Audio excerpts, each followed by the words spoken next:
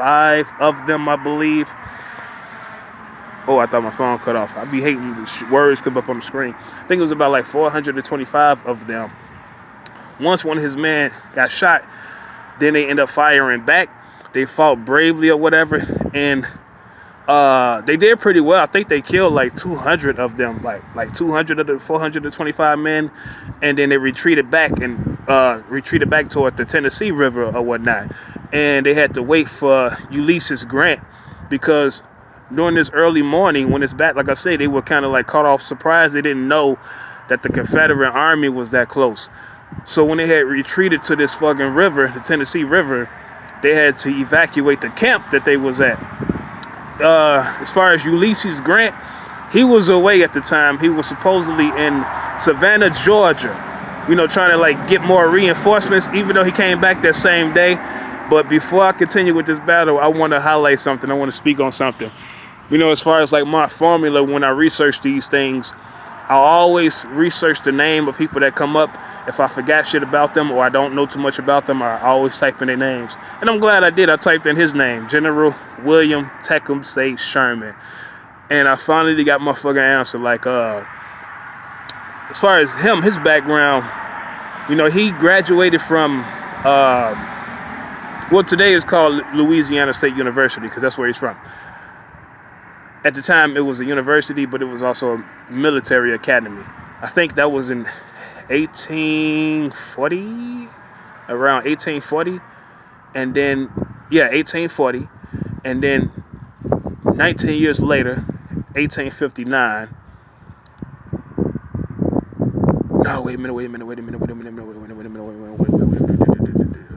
No, I'm tripping. No, as far as Louisiana State University, he became the superintendent in 1859. And he resigned when the war started.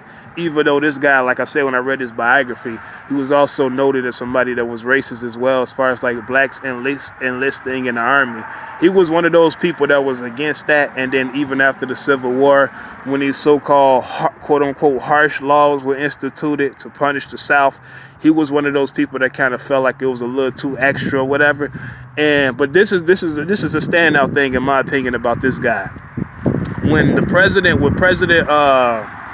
John Andrews became the president, right? I'm trying to remember what year was this.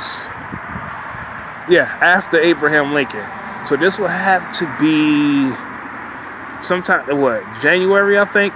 1865. Yeah, January of 1865. As far as in Georgia, right? Savannah, Georgia.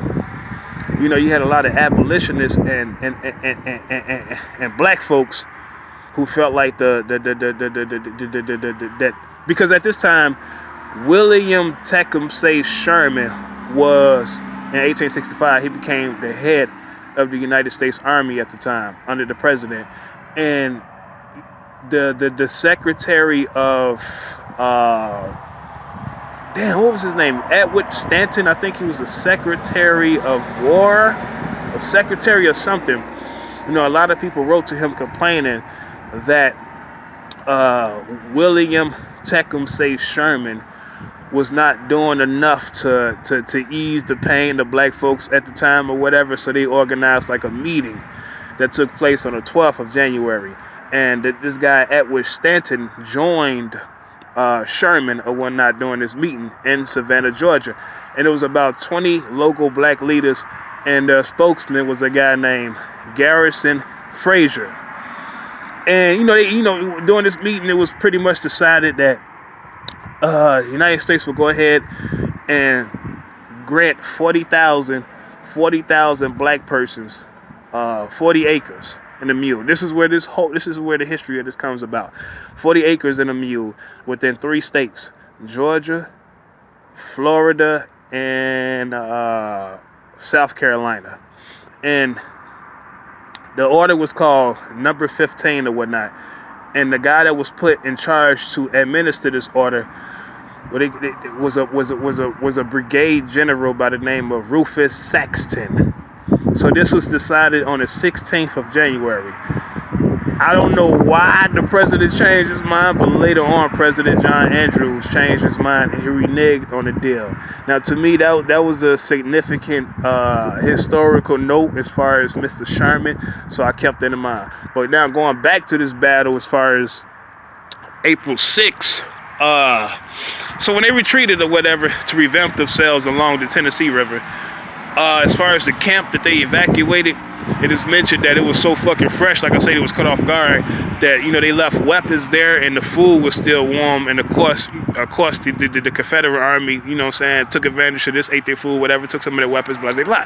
So Ulysses Grant made it back later on that day, and then they continued to fight or whatever, and they repositioned themselves about 8 times. They ended up near a road called Sunken Road that was also nicknamed the Hornet's Nest because you could hear bullets ripping through the bushes and all that extra shit. And then they retreated later on, and they came back the next day, and they completely sabotaged the Confederate soldiers. And the Confederate soldiers retreated and went back to Corinth, Mississippi again, which is 20 miles away. Now, even though it's mentioned that they sabotaged them, like I say, as far as the numbers, more Union soldiers lost their lives, about almost 3,000. Well, shit, almost 4,000. Yeah, almost 4,000 more. Well, wait a minute.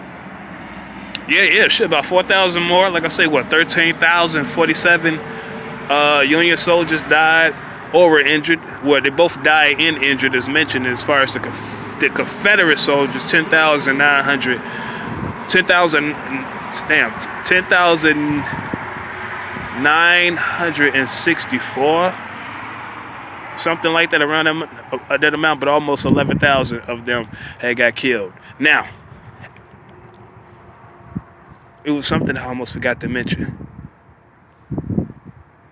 Yeah, that's that. Now, that's the end of the chapter. Now, the next major battle that took place after that is the second battle of Manassas. I want to make sure I'm not forgetting anything. If I am, I'll go back to it. Was the second battle of Manassas. Now, this is I know what I'm forgetting. The 7 days battle. Now, this is following the battle of Shiloh. Now, this took place June the 25th up until July the 1st. Now, this was kind of like a strategic thing. Like, this is when, going back to what I mentioned as far as Irvin Dowell, his original plan during the first battle with Manassas, this is when they kind of wanted to end the war quickly, so they wanted to invade Richmond. Now, as far as these major battles that took place between the 25th and the 1st of July, this is within Hanover County. Now, Manassas Junction, where the first battle of Manassas took place, this is where these events took place, but it was like about 5 different locations within this county, because Manassas is also considered a part of Hanover County. The first battle in my opinion, the first battle was the most important, because it is what turned or fucked up the plan as far as the Union soldiers, because the Confederates had sent a spy, and they found out what the Union was planning, and where their location was at, which was at a place called Oak Grove, right? And when they found out not only what the Union was planning, but as far as their location, this is when Robert E. Lee decided to attack them. And then this set off a series of other proximate battles, again, that lasted up until the 1st of July. So the Confederates attacked them at not Beaver Dam, that's the second place, at Oak Grove or whatnot. And then on the 26th, the very next day, they also attacked them at Beaver Dam Creek, and then on the 27th at a place called Gainesville, twice consecutively, on the 27th and then the 28th, and then after that at another place called Savage Station, so that would be the 29th, and then I believe this is when they retreated. wait, the 29th? No, the 29th, and then the 30th at another place called Glendale. The Battle of Glendale. And then the fucking the Union soldiers retreated to another spot after this battle called Melvin, I believe. Melvin. And let me see, on the 1st is when the Confederates attacked them there. After they attacked them there, that's when they retreated further south to Harris's Landing, and that is on the 1st. And they pretty much stayed there. They were pretty much safeguarded because you had the gunboats along the James River, which is where Harris's Landing was at, and this is where they remained at. And this is the 1st. Now, the most important thing, in my opinion, is after this battle,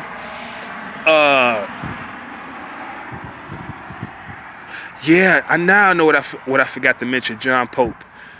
John Pope. Well, that was later on after this. This is when this guy named John Pope was kind of promoted to be like the head of the Northern Virginia Army. Not the Northern Virginia Army, but damn.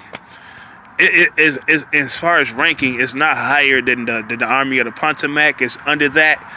But as far as Lincoln, you know, he kind of felt like, even though they appreciated George McClellan, who was the head of the Army of the Potomac, they still didn't like the fact that he was so fucking cautious, you know, compared to other generals. Like, he never liked to just put his soldiers in peril. He wanted them well-trained, not just well-trained. He always wanted to make sure they had sufficient equipment and guns and things of that sort.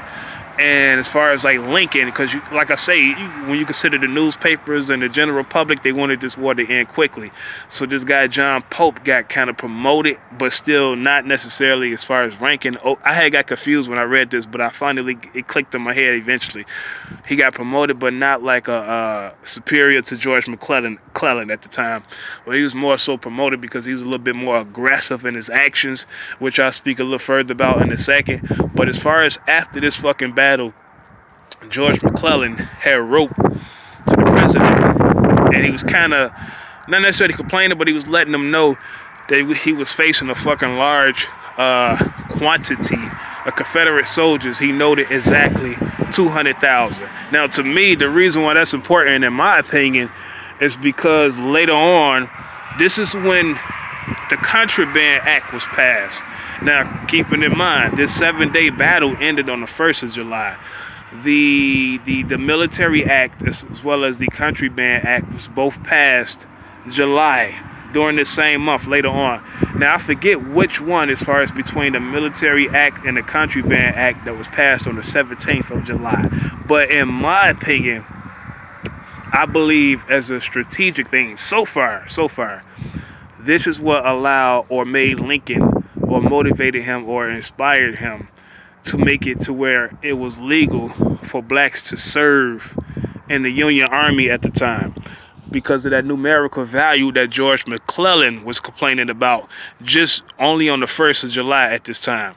Because keeping in mind, like I say, it's interesting that even though the Confederates were who they were, they allow black soldiers to join their ranks before the Union did.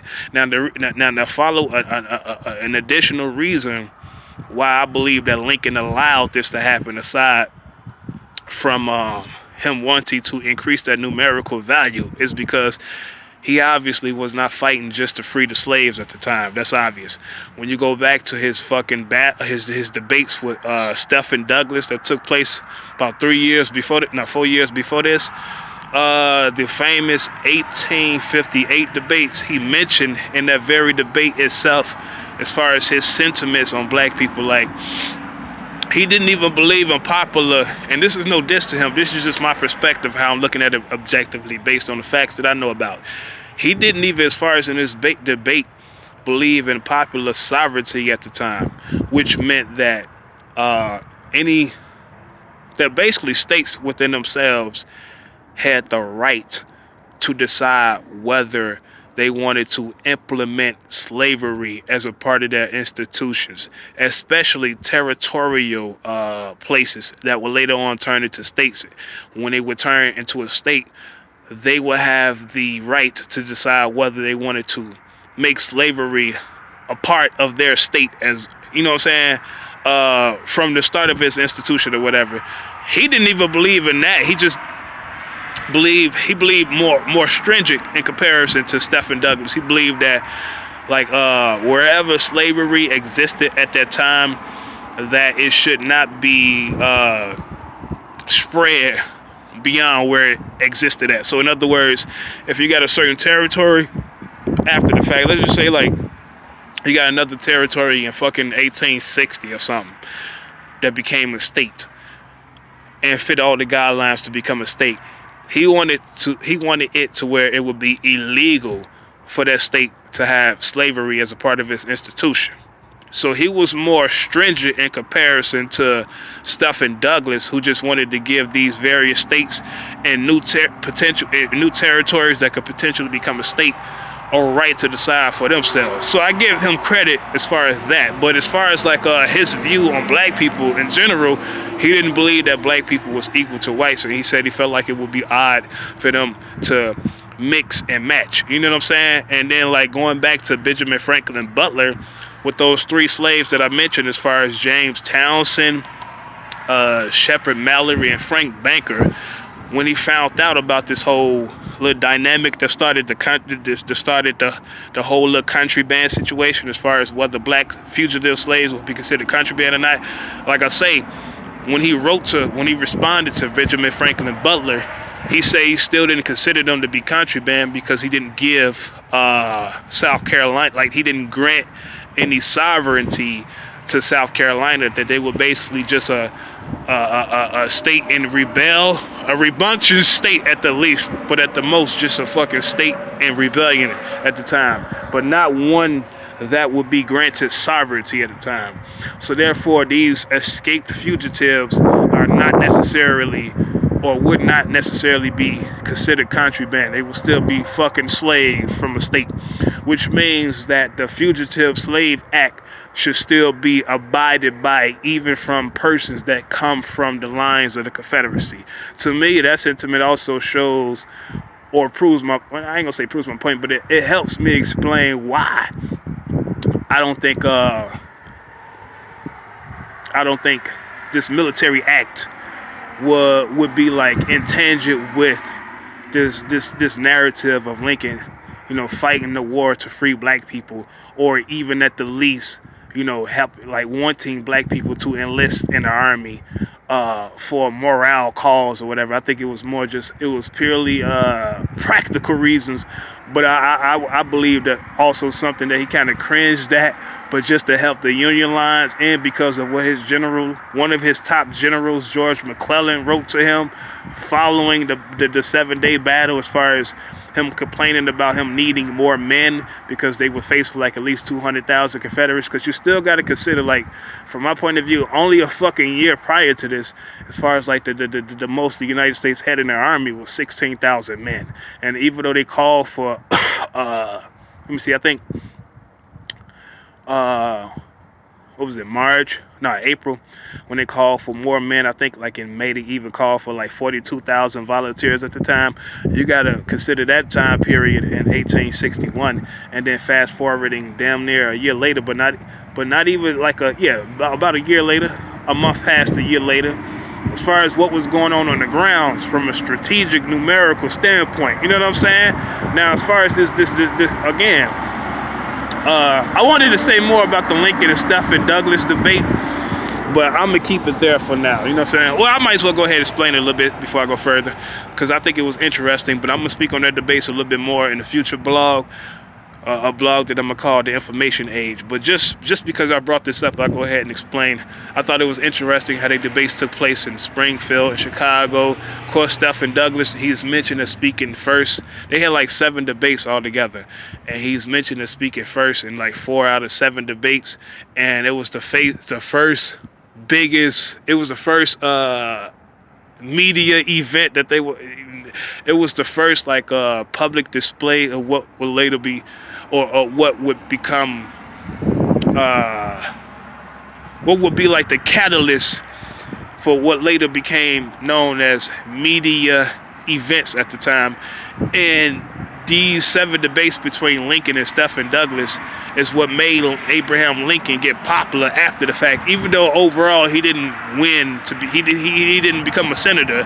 The other guy ended up getting reelected as a senator, but he got his name through the loop because of these debates or whatever. And as far as like how these debates, how they spread, as far as like the newspapers talking about them, they will mention how like halfway through the debates, stenographer would copy their words or whatnot, and they would give them to what people that they would call runners, and these runners would get like, in particular, they would catch the train going to Chicago, and halfway through the debates, and then they would give their notes to other stenographers who would make letters out of them, and then they would give them these letters to like the typesetters, I guess you call them, in Chicago, and then they would send these copies to other newspapers, and they would spread throughout the country. So like within hours of these debates, you know, you'll have like the full text of them, because the way that the debates were set up, the first person would speak for like 60 minutes, I think. Yeah, 60 minutes. Then the second person will speak for about 90 minutes, and then the first person will have like a 30-minute rejoinder, as they were called. But again, halfway through these debates, you know, you have like half of what was said between both of them already documented, and then a follow-up documentation. While these initial runners would send these copies to other stenographers, and then they would give it to the people on the train, etc. You know what I'm saying? That's how these things became known. But anyway, going back to the debates, that was his thoughts on slavery. You know what I'm saying? Again, as far as what I mentioned in the first blog, not to get on topic, it is one variant in terms of the measurement from my point of view of how different white folks felt about the whole little race dynamic. And again, his is not that original as far as like his time period, because you still got Samuel Sewall going back to 1700, etc. But I ain't gonna get too far off that. So that's my perspective. I think, you know, he instituted the Military Act just so they could have more enlistees in the army to fight against the fucking Union at the time. So that's what happened as far as the 7-Day War. Now, following this is when Robert E. Lee at the time, actually a little later, so I don't forget, like I mentioned, this is where John Pope was kind of promoted, but not necessarily above George McClellan at the time. Now, following the 7-Day Battle is when the Northern Virginia campaign was instituted or took place, and this is more so from the side of the Confederates at the time. This is when the second battle, this is when the second battle of Manassas becomes relevant. That took place on the 29th as well as the 30th. But earlier that month, I want to say like on the 3rd. No, was it the 3rd? Yeah, the 3rd. Is when it kind of like it snowballed from there. Like I say, as far as George McClellan's army, they were still at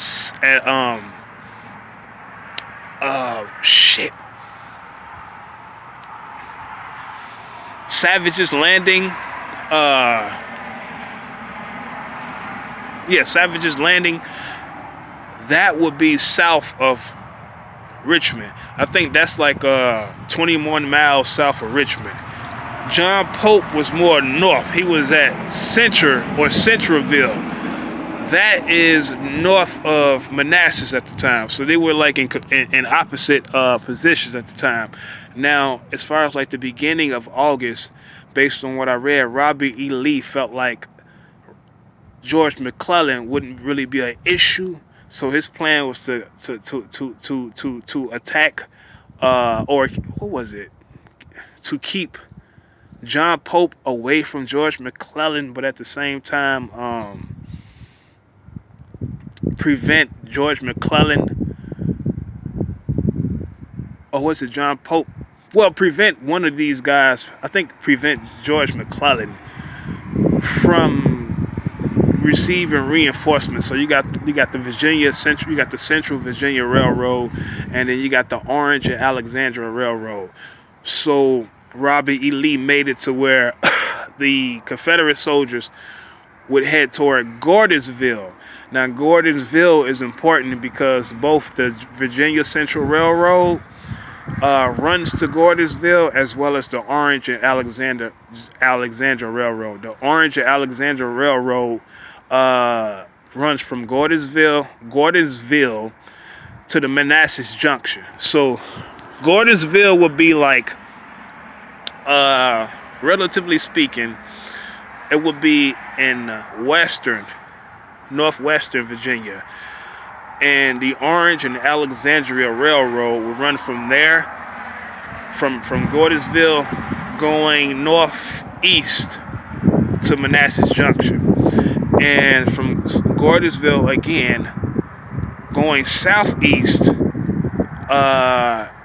you would have the Virginia Central Railroad that would connect Gordonsville to Richmond at the time, I believe.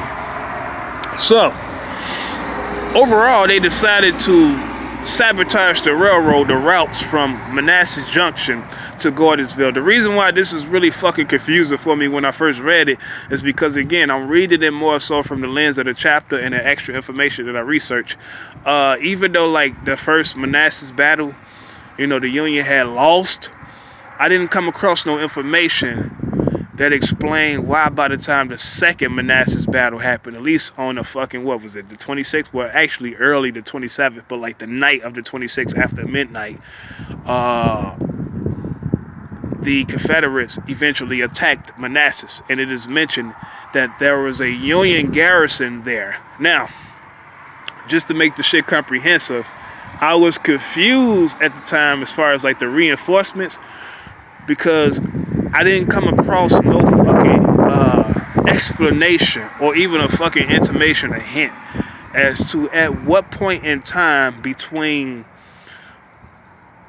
August 26th, at least 27th, really, but just the night of the fucking after midnight, August 27th, but before the morning. Let's put it like that. Between August 27th and fucking all the way back to 1861,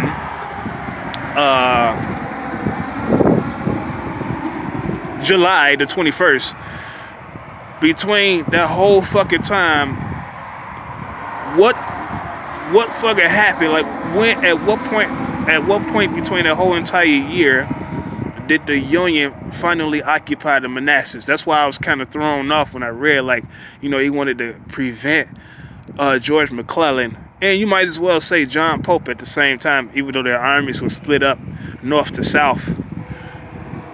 I wanted to know, like, what the fuck, like when it was like, they cut the Orange and Alexandria Railroad. Keep in mind, that's like northeast, to Manassas Junction and Gordonsville.